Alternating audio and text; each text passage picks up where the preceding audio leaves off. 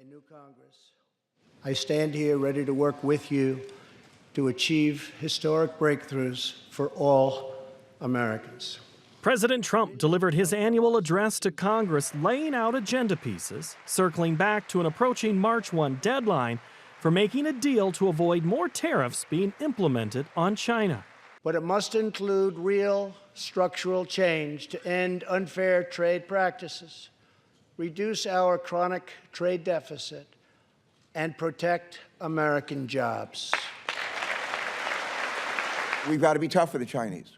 If we're not going to get anywhere. And we've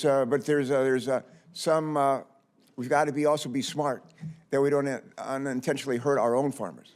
Tariffs Hurt the Heartland, a nonpartisan campaign supported by over 150 trade associations from agriculture to manufacturing, held an event this week in Washington, D.C., aimed at getting the attention of the Trump administration. The coalition released an economic analysis of scenarios in the event there is no resolution to the trade war by March 1st. Tariffs on steel and aluminum will rise to 25%, and the group believes the move will have a major impact on American interests in the short and long term. If all Chinese imports are tariffed at the higher rate, the economic study projects over the next 1 to 3 years, 2.2 million jobs would be lost, a reduction in GDP by more than 1% would occur, and the average American family could pay an additional $2,300 for goods and services. The U.S. steel industry was one of the first impacted by tariffs and subsequent retaliation. Both Republican and Democratic senators joined in the charge for change.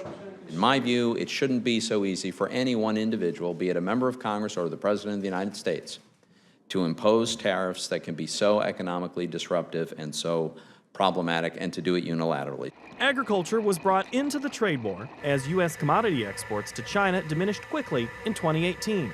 We're seeing something that, in my state especially, soybean farmers, chicken farmers don't like.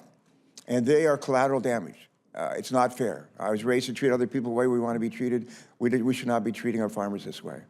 The senators in attendance at the Capitol Hill press event said President Obama confronted the Chinese over intellectual property thefts, like other administrations have done, but not like the Trump strategy. America's been very magnanimous in our trading relationship with the world. With our generosity, I think we've been taken advantage of, and I think this administration has recognized that. Prior administrations have as well. But this administration is trying to reset that global trading regime and certainly address China's unconscionable and just unacceptable theft of all of our intellectual property, both industrial as well as military secrets. Lower-level negotiations are expected to continue. However, no face-to-face meetings between the two presidents have been scheduled by the March 1 deadline. For Market to Market, I'm Paul Yeager.